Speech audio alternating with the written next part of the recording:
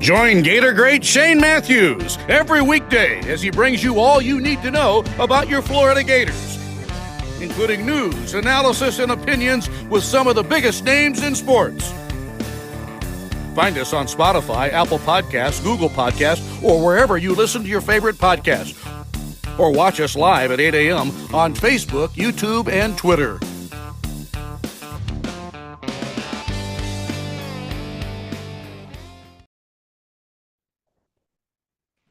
Good morning, and it's a live edition of PodUp with Matthews in the morning from the Crime Prevention Security System Studios, large enough to serve you, small enough to care. It's Monday. We'll have JC, and we'll have Scott Carter from FloridaGators.com.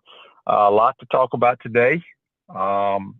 Baseball's in full action. Hockey starts tomorrow, and college football. What a weekend we had! And our great guest is still alive. He did not jump from the fourth floor of his condo at the beach. JC, y'all got your ass beat by the Commodores. What do you feel about? How you feel about that?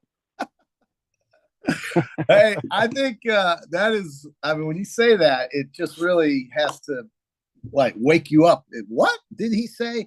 Listen, Vanderbilt deserved to win the game. They had the ball for 42 minutes. QB. Now sit back and think about that fact. 42 of the 60 minutes of that game, Vanderbilt was in possession of the football. They converted on 68% of their third down plays. They had only done 38% on that number or on that statistic before that game, but almost 7 out of 10 times they converted on third down. And that quarterback, Pavia, played, he gets helmet stickers from everybody because he played out of his mind. He made the plays on fourth down. He's unbelievable. I've said it all. I've said he's the poor man's Tim Tebow.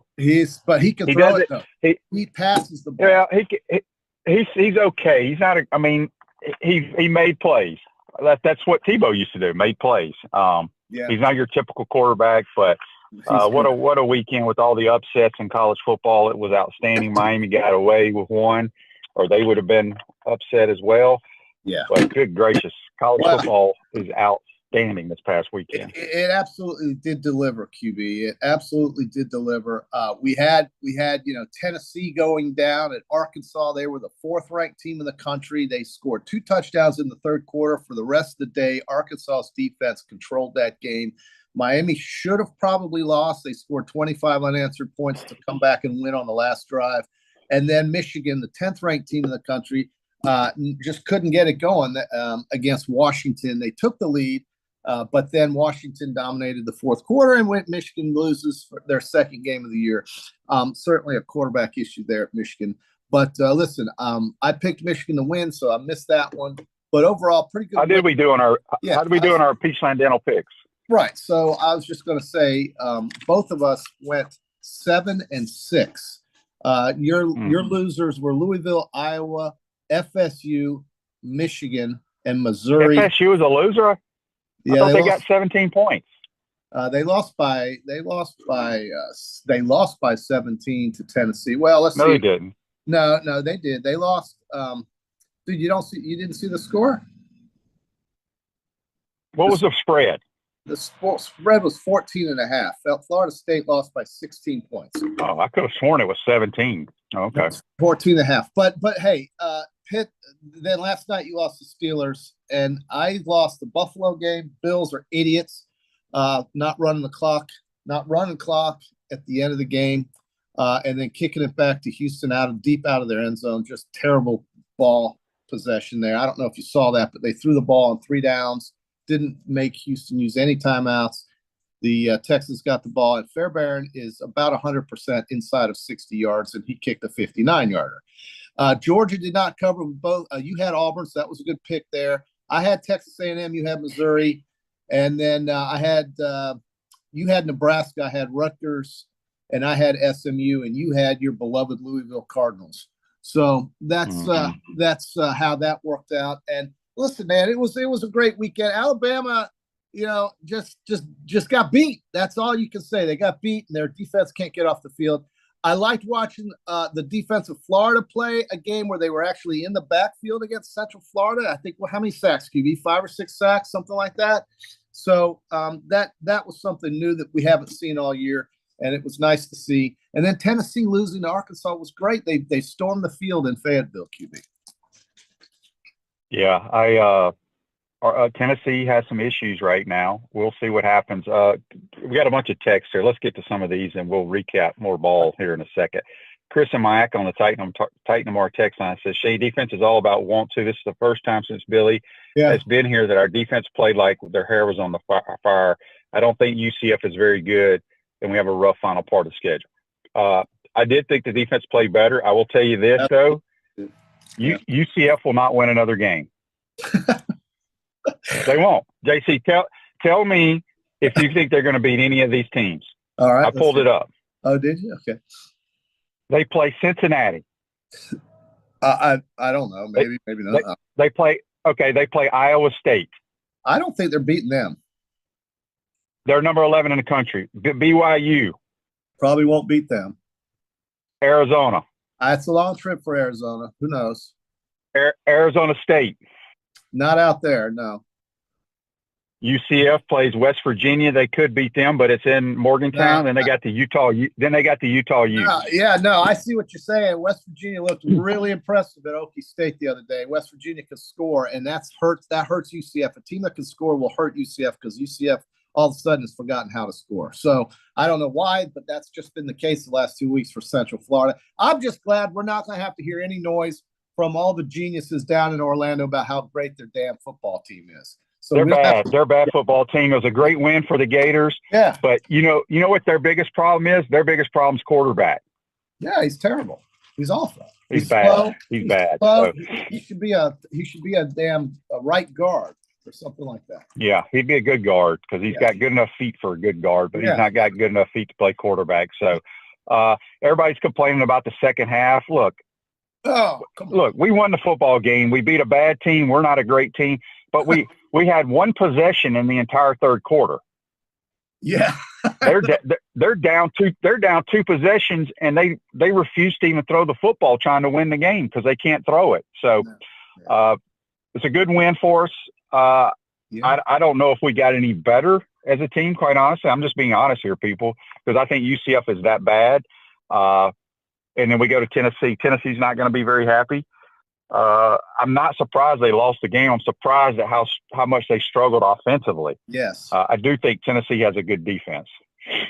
Yes, I agree with that. But listen, QB, I mean, regardless of how good or bad Central Florida is, the Gators kept them out of the end zone until late in the fourth quarter. So, I mean, that's something we haven't seen in a very, very long time. I'm happy about that. Yeah. But I will say this.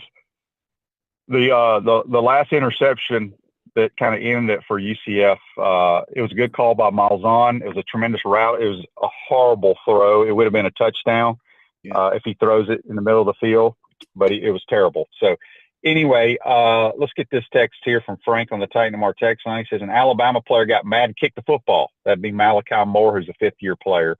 Don't think that would have happened with Nick Saban on the team. Look, that will probably be addressed. I will say this, Malachi Moore has been a stand-up player for Alabama since he's been there, a really good football player. 5 years. He's a senior. He's a senior. He's been playing all those years. Yeah. He lost his composure.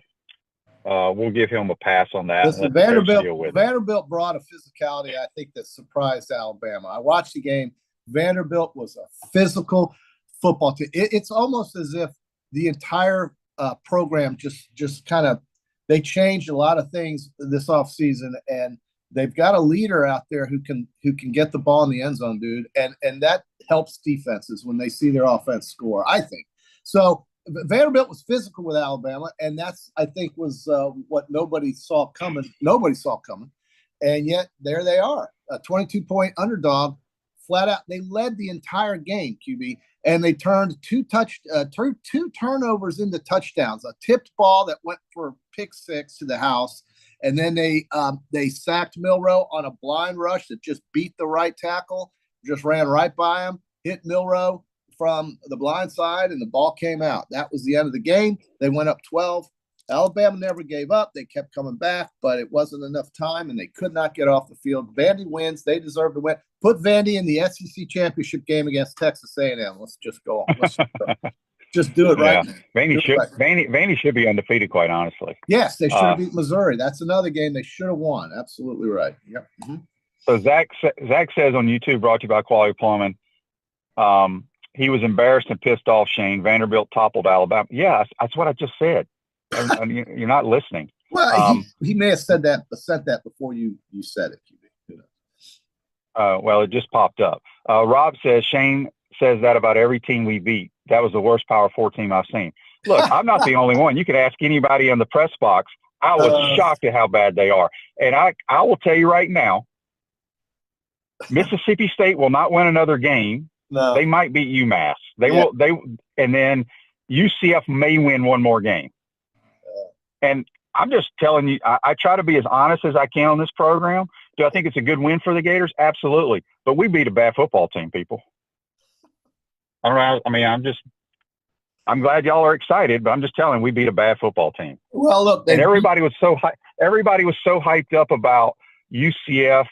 You know, they're leading the nation in the rushing attack. Yeah. Well, they played 3 games. They played New Hampshire, Sam Houston State, and a horrible TCU team, which my buddy who has 2 kids that play for TCU said, y'all will pummel UCF that they were that bad. So I just go by what people tell me and what my eyes tell me. So anyway. My eyes told me when I got on the scale that I'm at 189. Oh. Yes, and those size. What is your playing weight supposed to be? I want to get to 180, 185, something like that. 180, 185. Yep. Is that your high school weight? No, it was much lower than that, dude. I put on a lot of weight after college. Marriage, kids, work, come on. Yeah. All right. So Zach wants to know, the key question is, will Eugene Wilson and Mizell be back for the Vols game? We need them both. I don't know the answer to that. I thought they were both going to play in this game, but they're both out. So I guess there'll be a game time decision. Wow. J&J Trucking said he hit a parlay for $950 on a $5 bet, JC. Oh, yeah, J&J Trucking. Go get that money, bro. That's that. Now, see, that's the kind of news I really get excited about when I hear people doing that to the book. I love it. Good for you, J&J. I'd love to know what your 5-teamers were, but that's okay. I'm happy for you. I had a good weekend on 5. It had to be more than 5. Almost $5. Oh, if it was, well, he may have picked some dogs. You never know. He may have taken some money line dogs, QB. But I will tell you this. The Hard Rock took a beating this weekend from some of us. We had a good weekend, J&J. I'm very proud of you for going 5 teams. That takes a lot of guts, and I guarantee you, if he won that much on a $5, he had some of those upsets. He probably took maybe Arkansas on the money line, something like that may have happened, because a 14-point underdog on a money line bet is a big number, a big number, and that Vanderbilt was probably a 4-digit, a plus 1,000 kind of number. So that really jacks up your parlay odds. Good for you, J&J. Proud to hear it, brother. Yeah. Aaron says, Shane, you also said the Gators would have a very difficult time stopping UCF's run game a few weeks ago. I did, until I talked to my people before the game. Your people? I was going by the silly stats that everybody was talking about. Brandon on Facebook Live, brought to you by Mellon Law, says, we went 5 wides for the first time in the Napier era. I fell out of my seat. Actually, we went 5 eligible wide 5 people out, but they were not. They were still. You were either in 11 or 12 personnel, Brandon. We didn't have 5 actual wide receivers. I think people misunderstand when I talk about that's just an empty formation. That's not 5 wides. We did empty several times. Andy says Tank Hawkins finally being used like he should be. Yeah, get the ball in his hands. It's simple. Kerwin and the Catamounts with a nice win, over Wofford. So, Tony agrees. He says they were terrible. They were really bad on the line of scrimmage. Yeah, that was not a good UCF. It's good to win the game. It's good to win the game, and I'm happy to win the game. Now we go try to beat Tennessee, who is a good football team. They are a very good football team. I don't care, even though they lost. They are a good team. They are a very physical team. Now, Matt Gill is telling me to eat crow, and he should, because I did go on a 20-minute rant about how Vanderbilt shouldn't be in the SEC, and I agree. They should not have been. I agree with myself. But this team is different, and you have to give Clark Lee the credit. I will eat crow. I'm eating crow. I'm eating it in this bottle. Vanderbilt now belongs in the SEC. But listen, they have never beaten a top 5 team in their school's history. So, Matt, you are correct what I said. Rob S., don't wear Gator gear today, JC. Wear your Roll Tide. Yeah, well, Roll Tide. I mean, I'm not. Listen, I gotta just take it today. That's okay. I mean, listen, Alabama, when they lose, it's like in a solar eclipse. I understand that. The way you beat Alabama, the quarterback has to play out of his mind. I'll give you 5 examples: Chad Kelly, Bo Wallace, Hendon Hooker, Jaden Daniels. I can go on and on about all. Stephen Garcia. When you beat Alabama, your quarterback has the best day of his life. That's basically what happens, and that's what happened. So, hey, man, just got to tip your cap and move on down the road. It's still an open season. Anybody can win it. But the SEC QB is eating its young. I just feel I told you nobody would be undefeated. No, and I think that's exactly what's going to happen. And listen, Ohio State's over there playing home game after home game, playing these teams that nobody's heard of in Iowa and places like that. And they get to finally take a road trip this weekend against a team that might be able to run with them, but they'll still beat Oregon. So I guess Ohio State should be, and Texas should be your number 1 and 2 teams, something like that. Yeah, Texas for sure. I'll be in Dallas. I'll be in Dallas Saturday for that Red River. I want to watch Texas play. F45 training merges 3 leading edge fitness training styles into one 45-minute functional training class. Visit F45training.com to learn more. We got JC on the Titan More hotline. We will have Scott Carter. We'll talk more Gator football with him in just a second. Okay, this is from 941. He wants to know. He says, "How about Vandy carrying the field goal post miles to dump it in the river down on Broad? They carry that thing down Broadway, I think, as well." Yeah. And he also wants to know, is JC on Ozempic? It's called terazepatide, which is Mounjaro, but the weight loss compound is called Zepbound. And Ozempic's weight loss compound is called Wegovy. And yes, I'm on that, and I love it, and it's helping me not eat like a pig and not drink like a sailor. Well, I don't know if sailors drink, but not drink like a madman during football season. That's been my crutch for 25 years. When football season starts, I just go into this phase of absolute irresponsibility, but it's not my fault a lot of times if it keeps happening. It's just something that I need help with, so I got it, and it's called terazepatide. So anyway, QB, they took that goalpost. That, by the way, from the Vanderbilt University field to the river down on Broadway, that's about 5-6 miles, bro. I'm not kidding you. That is a long, long way. And they toted that thing. It was a funny scene. I mean, here you are on Broadway. You're going to Kid Rock's bar, or you're going to Dirk Bentley's bar there, and you walk outside, and here comes some goalposts. Yeah. That would be great. And Vanderbilt fans, listen, they are notorious for not showing up to watch their team play. It's just a tiny little school. Well, there wasn't many of them there. There wasn't many. No, I know. So, they had one side, and Bama had the other. But kudos to the student section that showed up to carry the goalpost. All right, this is from Robert in Fort Myers on the Titan More text line. He says, "Where's good old Mike Bianchi?" I saw Bianchi in the press box. He does not think. Here's what people don't understand. They get so mad at these writers, right? People forget Bianchi's a Gator, okay? He has to make the UCF people feel pretty good about their program. He even came up to me. He's like, UCF's not very good. Yeah. I was like, no, they're not. They're not. So how did he say? What did he say? How did he sound again? What did he say? He goes, that's how Bianchi talks. He talks like this. He goes, UCF's not very good. I was like, no, they're not. I love it when you're imitating people. That's one of my pleasures in life. Well, he's right. I mean, listen, he had him as the national champion just 3 years ago or 4, whatever it was. But they had a good team. They were undefeated. This is not even close. No doubt. This team is not even close. No. This is 864 says Billy got fired up on the punt penalty. You think he dropped an F-bomb? I don't know if he did or not, but yeah, that was kind of a weak call. Billy got upset and got a penalty. Good. Hey, 904 Frank. They complain about him not showing any emotions. He finally does. I love it. I think he should get F-bomb. Yeah. F-bomb away, Bill. Go ahead. I mean, why wouldn't you? This is from Frank. Says, how good is Cade Bell's an OC? Would you hire him for the Gators, hypothetically? Cade is very good. I've known him since he was a little kid. I trained him with Kerwin. Played his ball for Kerwin at JU. He's a football junkie. You know, I think people would call like John Gruden like a junkie, you know, at his age. That's how Cade is. But here's what's interesting about Cade.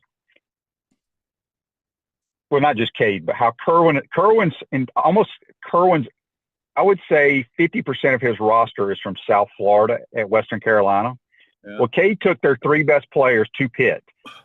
The best player at Pitt, who is leading the ACC in all-purpose yardage, came from Western Carolina. Think about that. Yeah. So he has a good eye of talent and knows how to evaluate that kind of stuff. So 904 Daryl says, good morning. Father Time has caught up to KJ Jefferson. Yeah, he's just way too big and he never was a really good thrower. I don't care if he throws for like 270 yards against an opponent. He's just not a good thrower. Never has been. And I would not be surprised if they don't make a quarterback change to give them a chance moving forward. He can't run the football anymore either. No, he's a right guard with good feet. Yeah, QB. I think UCF. We can talk. We're done with UCF. I mean, I'm glad that we don't have to hear from them the rest of the year. But this game coming up, you know, Tennessee has to remember that even though Florida's been down, they've had Tennessee's number, and Florida has, for some reason, I don't know what it is. It's some magic spell on Tennessee, and I don't know if that'll translate to Saturday, but I just know that Tennessee looked very pedestrian on Saturday against a defense that attacked them. And I don't know if Florida's capable of that, but hopefully maybe they will be. I don't know. Yeah. Johnny from Lake City on the Titan of our text line said, would you mind giving a shout out to Jaden Robinson? He's a Lake City kid. He's playing great at linebacker. I believe he's our highest rated linebacker right now. Yeah, he's been playing pretty good. Young kid. Let's see here. Matt says on YouTube, brought to you by Quality Plum, just finish the season with Napier, save some money, and make him watch this product the rest of the season, then move on to hire a proven leader and get the UA in order to try and win at football. Agree. Somebody asked me here, I don't know if it was on, I got so many texts and stuff here, but somebody was talking about Kirk Cignetti again. Yeah. He's a good football coach. I mean, he won at James Madison. He's winning at Indiana. Yes, he is. He can score points, QB. He is an offensive guy, I guess, isn't he? Yeah. I mean, they're scoring points, dude. They're in the 50s, it seems like, every weekend. And JMU scored a lot of points, too, when he was there. QB, why does the ACC give Miami so many nice, convenient call? I mean, the thing with Virginia Tech was an outrage. And then, you know, they had a call against Cal. I know you probably didn't see it, but they got. I saw it on Twitter. Okay. All right. Well. Yeah, it should have been a penalty. Are they trying to protect it? Is the ACC being protected with Miami now because, you know, Clemson's got a loss? What is that, you think? Or am I just. Well, I mean, it doesn't matter. It's whoever wins the ACC championship game, you know. It could be a 4-loss team. Well, but what if they want more than just 2 teams out of the ACC? What if they're trying to get 2 teams?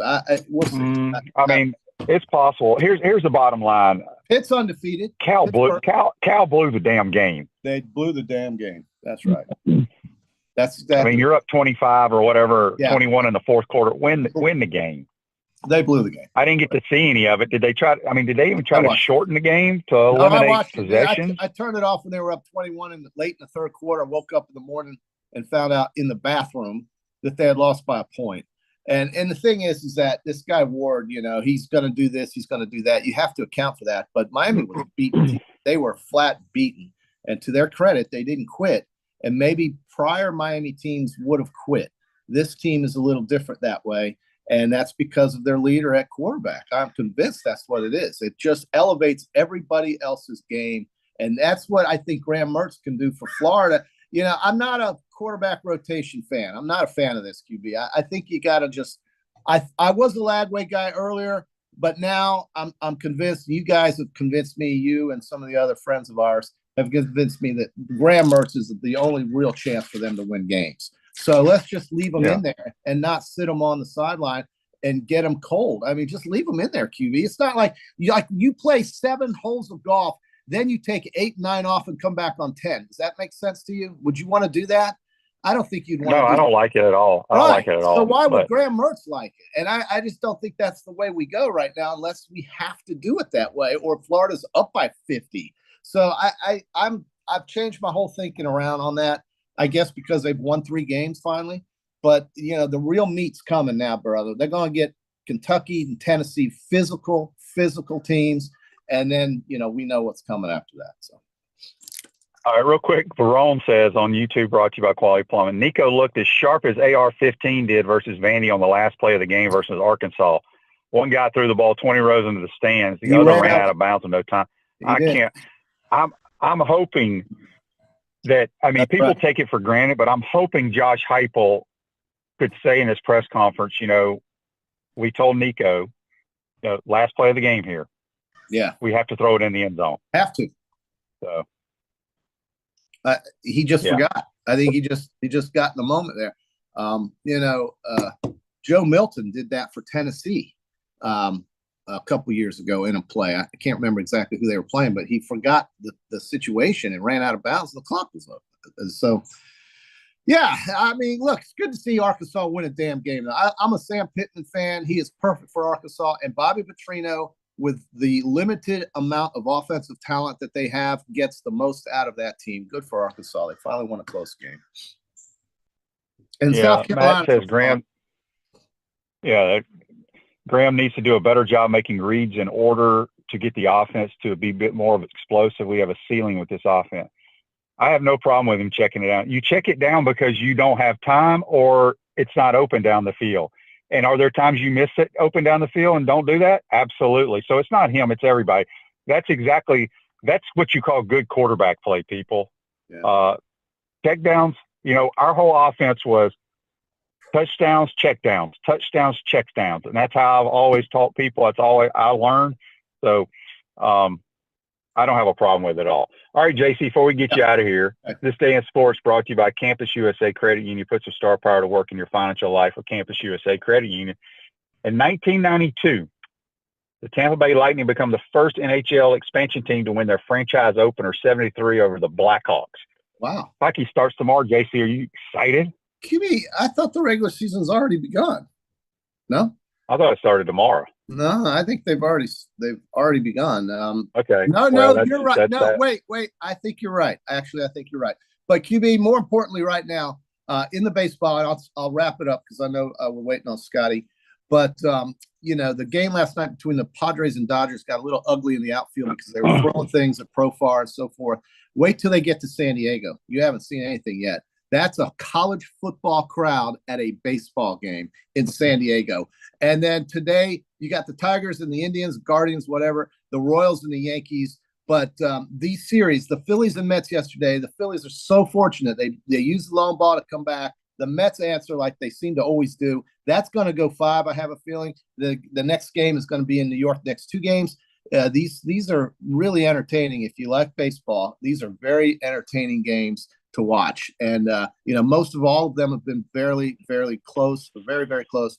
And tonight you got 2 of them. And then on Tuesday, you got Phil's, Mets, Dodgers, Padres again. So listen, I'm into it. I like watching baseball in the afternoon. We get the Tigers and the Indians or Guardians at 4:00 today. So, and by the way, Jaden Daniels, brother, he might just get the MVP. Forget Rookie of the Year, dude. He's it's unbelievable. Do you realize, dude? Let me tell you something. Go ahead. I was watching the Bengals yesterday. Oh, and they blew that game. This play Lamar Jackson made, he drops the snap. Yeah, he has trouble picking it up. He runs and he just takes off running to the right. He stiff arms the 290-pound defensive end twice down to the ground. Yeah. And as he's rolling out of bounds, he just slings one across the middle for a touchdown. It was incredible. He's a freak, but it was McPherson. You can't blame him as a bad hold on that field goal. They should have won the game. But listen, man, this Daniels 200. He's the first guy, I think, in the first 5 games, first rookie ever to have 1,000 yards throwing the ball and rushing for over 250 in the first 5 games. He is a a savant. This guy is a real deal. He's got Washington excited. I'm kind of happy for that fan base, actually. Yeah, he's very good. He was very good in college as well. He just has a unique skill set. I told you I think I don't know if he's a better runner than Lamar, but he could be as good of a runner as Lamar. Absolutely could. I think but he doesn't run as much as Lamar, and he's a much better thrower than Lamar. He is such an accurate passer, QB. He loves that play that you always hit guys on, like Harrison Houston, on that, just the down the sideline play. I guess that's called a go route, and it's just down the sideline, and he just puts it right where the defender can't get it, and it's just beautiful to watch. I'm telling you, you give that team some points with that coach calling defense, and you've got a real threat, I think, in the Washington Commanders. Yeah, John says on YouTube, it's still preseason. The Lightning's first regular season game starts Saturday, but I think the season starts. I know for a fact the season starts tomorrow. I stand corrected. Go. I'm happy about it. Love hockey. It's one of the greatest things I've ever seen in my life. So, yeah. And Scotty says he's a Royals fan, but congrats to you on game one, on the win, and may the best win. Royals and Yankees, great rivalry from the 70s, but the Royals this year, I can name Bobby Witt Jr. and Salvador Perez. That's about it. And give them credit, man. They lost 100-something games or something like that, like the Tigers did last year, and they're both in the playoffs. You gotta admire that. And the Yankees Royals should go 4 or 5, I think. Yeah. All right, real quick, we're still waiting on Scott too. That's fine. Justin says, QB, are we all rooting for LSU this weekend to keep Lane out of the playoffs? I don't have a doubt he'll come to Florida if he misses the playoffs.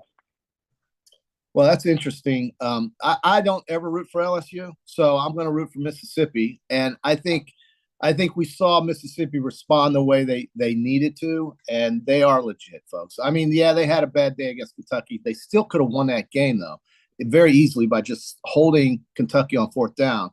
But they just embarrassed South Carolina, and I had a feeling that might happen. South Carolina's challenged offensively, and I have a bad feeling it's going to happen to them at Alabama this weekend.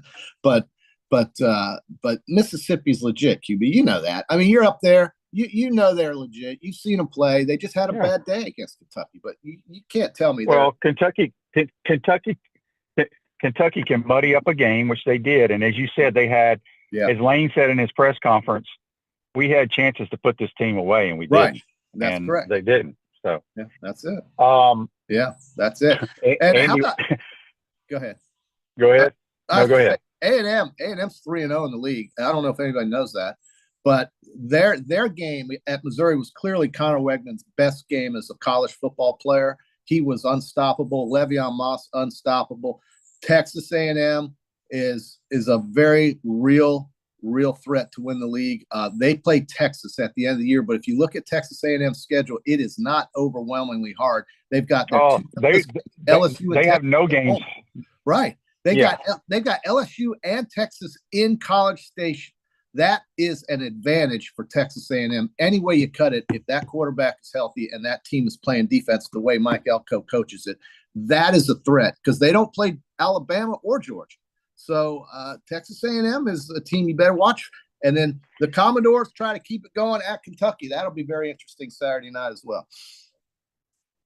All right. Chris on Facebook Live, brought to you by Mel Law, says, speaking of AR, do y'all think he's ever going to make it in the league? Flacco's better. I mean, Colts are better with Flacco. I don't think he – I mean, everybody knows what I think. I think he's a great kid. I think he's very, very athletic. I just don't think he can play in that league. I hope he proves me wrong. These guys that are prone to injury have to figure out how to protect themselves a little bit better, and that takes a large part of AR's game out of the equation. He likes to make things happen with his legs. He's not quite like Lamar. Lamar can dodge and weave and do all this. Anthony just runs at him, and I just think he's so big that he keeps getting hit, though. And if he keeps getting hit, it's not going to last. It's just that simple, QB. You've seen it. You've been in the NFL. These guys, and you got to be consistent. You got to be consistent. Yeah. Speaking of consistent, we're going to go to Scott Carter. Right. JC, have a great day. Go pump some iron. That's JC. Join us on the Titan and More Hotline, courtesy of Comfort Temp. We come back. We'll be joined by FloridaGators.com, senior writer. Scott Carter, you're watching and listening to PodUp Matthews in the morning from the Crime Prevention Security System Studios. We'll be right back. We want to take this moment to thank our sponsors who keep the show going and pay the bills. Our premium sponsors are Crime Prevention Security Systems, Titan MRI, Meldon Law, Peachland Dental, QC Kinetics, Campus USA Credit Union, Dave & Buster's. Gridiron sponsors, CertaPro Painters, Comfort Temp, UF Bookstores, Quality Plumbing, Silverback Concrete, Ruse Ogra State Farm, Tropical Smoothie Cafe, F45, Gator Dominoes, Celebrate Primary Care, Miapa Latin Cafe, Gator Bait Media, Aikido America, Style Cuts, Ironwood Golf Course, Big Mills Cheesesteaks, 84 Lumber, Dowling Signs, Baker's Sporting Goods, MG&A Wealth, Florida Cracker Kitchen, Nest and Wild, Florida Victorious, Electronics World. If you're interested in promoting your business on the show, call Freddie at 352-284-3733. If you like what we're doing here, make sure to follow us and support the businesses that support us. Hi there, this is Coach Steve Spurrier, and I want to let you know that by popular demand, Spurrier's Gridiron Grill's delicious brunch is now served in a premium buffet. You have spoken, we have listened, and we're now serving Gainesville's only elevated buffet, complete with an omelet station, ginger sage chicken sausage, shredded short rib, and of course our chicken and waffles. Plus, you can enjoy bottomless mimosas and Bloody Marys. So join us every Saturday and Sunday from 11 to 3 for the best brunch in town. Welcome back to the Crime Prevention Security System Studios, large enough to serve you, small enough to care. Ruse Ogra State Farm offers a team of dedicated insurance professionals ready to help life go right with the right insurance options for you and your family. Visit ogerinsurance.com. Give them a call at 352-240-1779. Back to the Titan MR hotline, courtesy of Comfort Temp. It's our man, Scott Carter from FloridaGators.com. Scott, good morning. How you doing, bud? Shane, good morning, man. Doing well. Just keeping my rain jacket close. I just, watching the weather this morning. So that's my plan so far. But yeah, a little better Monday than the last time the Gators played at home. Yeah. Speaking of the weather, we've had a couple of people on YouTube and Facebook ask, how could the weather, we all, good Lord, this hurricane coming. I mean, our state can't take another one, but it's on its way, Milton. How could it affect practice or travel plans for Florida to Tennessee? You got any idea? Nothing to yet, really. I'm sure. I mean, it could affect it in a lot of ways. I mean, obviously, a team could try to leave earlier, or if it's a real bad storm, who knows what's going to happen. We've seen some unusual things in the last couple of weeks from hurricanes. So, but I think typically, they'll be able to move indoors if needed, and hopefully by later in the week, it will have passed, and hopefully it won't be as bad as maybe some of the projections are. But yeah, I mean, whenever these hurricanes come through, everything truly is fluid, and I'm sure the emergency management team is meeting this morning or sometime to come up with some plans. Yeah. Real quick, before we jump into recapping UCF game, Jeff's question on YouTube brought to you by Quality Plumbing. Do you think there's something going on with Trey Wilson? Is he truly injured or another issue? Have a weird feeling about it. He did have surgery, so there is an issue there, injury issue, I should say. Yeah, I mean, it's legit knee injury. He did have, kind of similar to Montrell Johnson, during preseason, had a knee procedure done. So, I mean, I don't have any indication that there's anything long-term there. But, what we're seeing more and more is guys opting out. So it's going to fuel speculation when a guy, has played 4 games and he's hurt and he hasn't played. So I understand the speculation, but at the same time, I don't know if it's really valid in this case. You just hope that these guys, like the kid from UCF, Xavier Townsend, man, I mean, opting out like that was just what I don't know. What do these guys think? Like, there's a lot more than just the moment, and they're going to want to have these teammates hopefully in their lives down the road. But when you do that, when you jump Bell on your team like that, man, who's going to want to invite you back to campus? Yeah, they had a lot of those. Talking to Mark Daniels, their play-by-play guy in the press box for the game, they have. I think it came out yesterday. Their kicker, who was sitting out, he's now doing his going into the portal. They had a kid kick field goals for him that had never kicked a field goal. So it's just crazy way of college football. But back to the game, good win for the Gators. They needed this win. Yep. Defense played. I would say they played their best game of the year. I think they were so. I was shocked at how bad the ball, how KJ Jefferson threw the football. Yeah. He looked like he's regressed actually from the quarterback we saw last year at when he was with Arkansas. And one other thing that I've noticed, I mean, he's also a little bit out of shape. He's picked up, I think I read, about 15 pounds from last season, and he wasn't as effective as a runner either. So unfortunate if you're a UCF fan, but a good performance by the Gators. I thought, like you said, not only was the defensive performance the best this season, it's the best I've seen in a long time, Shane. They were able to shut down the run game. They got 5 sacks. Obviously, Jefferson in the passing game wasn't much of a factor, so I think they could get one-dimensional in a way on defense and really lock it down. But with what we've seen in the recent past compared to what transpired on Saturday night, I think we'll take it. Yeah, I agree with that 100%. A lot of people are commenting on Billy's rant about the penalty, running into the kicker. People love the fire from Billy. I don't think you'll see that often. But every now and then, a guy who's kind of laid back, something happens, you can kind of lose your composure somewhat. And I think he said something along those lines in the presser, right? Yeah, after the game, he was asked about that, and basically his response was, they thought the punter, the rugby style punter, was outside the pocket there. They're trying to protect him, but also, I just think, not only the play, the moment fired him up, but also you got to believe Billy's very calm and consistent, but he's human, so it's probably good for him to let a little bit of that out from time to time, and I think that's what we saw in Saturday night. And the team, Tyreek Sapp was talking afterward. He was right there when Billy erupted, and he kind of fed off of the energy. So I don't think it certainly hurt the Gators. I don't, like you said, I don't think we're going to see Billy starting to throw his headset around every game, but once in a while, that's good. And just more than anything, it was a win that they needed, that Billy Napier needed. And I thought that they did what they had to do. And, for the first half, really looked impressive in doing it. Yeah, a lot of people are complaining about the second half play calling. And a couple of people here said they read that Billy started calling the plays in the second half. I will inform everybody that Billy Napier called the plays in the first half as well. So wherever you read that, that's incorrect. And then Brandon says here on Facebook Live, brought to you by Mellon Law, UCF had a lot of fans at the Swamp.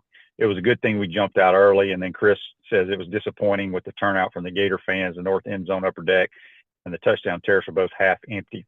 I thought the crowd at the beginning of the game and for the majority of the first half was outstanding. Yeah. But they did have a lot of people there. UCF had a lot of fans. Well, you knew that was going to happen, but I thought the crowd, I mean, if you were in the stadium Saturday night, you thought the crowd was disappointing. I'm not sure if you were at the same game that I was, because I thought the crowd was really into it.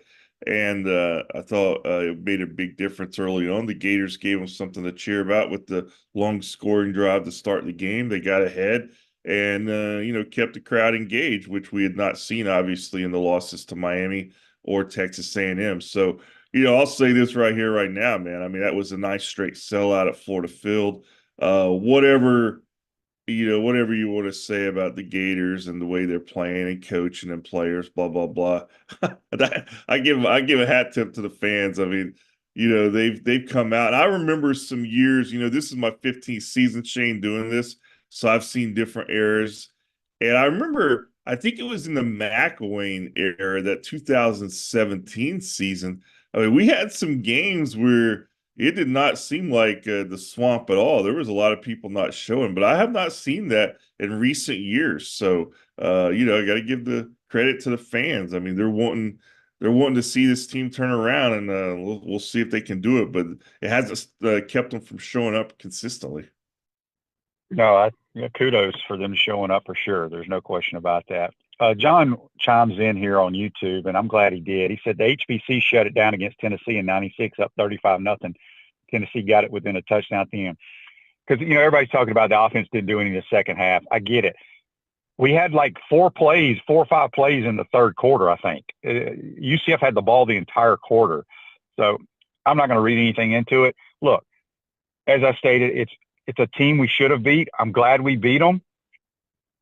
Is it easy to say now that UCF is a bad football team? I think they are, personally. None of that matters now. Move on, and now we play nothing but SEC opponents except for FSU, and you got to go to one of the greatest environments in college football with a team that is going to be really pissed off losing at Arkansas. You got to get ready to find a way to beat Tennessee, and we'll see if the defense has made improvement when we roll into Neyland Stadium. Wouldn't you agree with that? Yeah, I mean, that's going to be a huge challenge. Everything you said is just true about the Tennessee coming off the loss to Arkansas. They're not going to be happy. I'm sure that they're catching some heat up in Knoxville this week, because with the way that team played through the first 4 games of the season, I think a lot of people were already projecting them as, maybe a national championship contender. And who knows, with the way the college football is nowadays, maybe they will be by the time December and January rolls around. But that was a very disappointing loss for them, and they're going to be back home. And let's face it, I don't think there's any fan base in the SEC that gets fired up more playing Florida than Tennessee. I mean, their fans are always the most ridiculous to deal with on social media in my time around.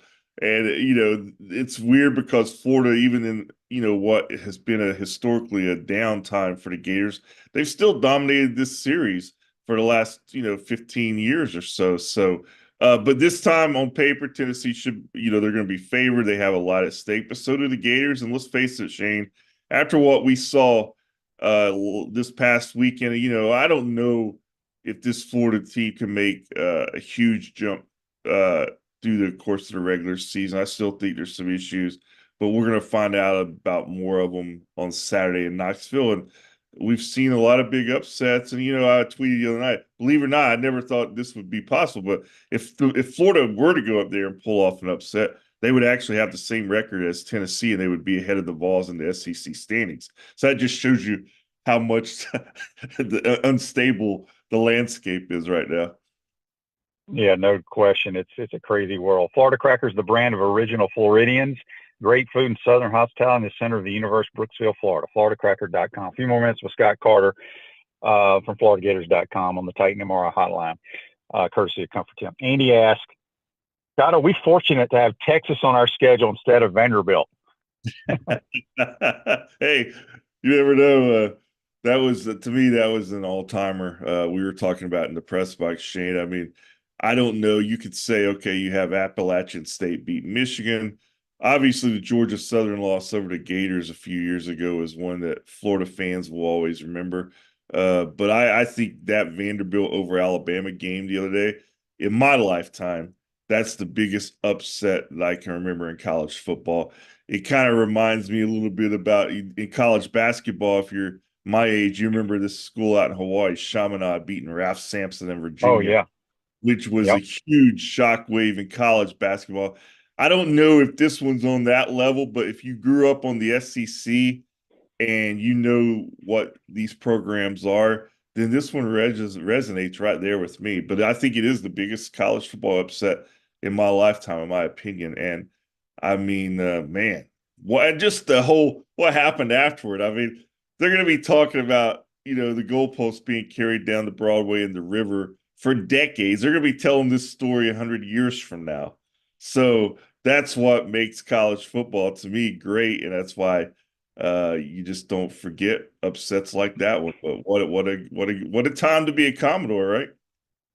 Yeah, I agree with you, Scott, because we're right around the same age. And, us losing to Georgia Southern and the App State against Michigan, those were FCS schools beating major Power 5 schools, but neither one ranked number one in America. No. And, so I'm with you. I just kudos to Vandy. And Clark Leash deserves Coach of the Year. He should get it regardless. I mean, because if you go back and everybody can say that they really should be undefeated right now, believe it or not. So anyway, Scott, before we let you go, injury status, anybody get banged up that we got to worry about going to Knoxville?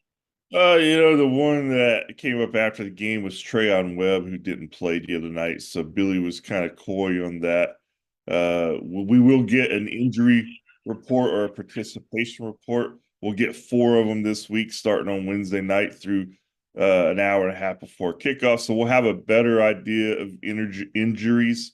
But, you still got Aiden Mizell, Trey Wilson, Trayon Webb. That's 3 playmakers right there on offense. Defensively, I don't think off the top of my head anybody's sticking out from the other night. But like I said, luckily we'll get the participation reports again this week and really for the rest of the season, except the Florida State game. But bottom line is, Shane, the Gators have to go up to Knoxville and play with the same energy, the same fire, the same kind of whatever you want to call it, chip on the shoulder mentality that they carried against the UCF. They need to do it. They're going to have to do it for 4 quarters. I think they did it defensively for 4 quarters. They're going to have to do it for 4 quarters on offense. But 2 weeks ago, this was an unwinnable game in my book. Now that it's still going to be highly unlikely, if you ask me. But I'm not ruling it out. So we'll see what happens. I think we're going to have to play our best game defensively in this game because we're looking at different types of athletes than what we saw UCF from their offense. No doubt. But, Scott, here's what stands out to me from an offensive standpoint from Coach Napier play calling.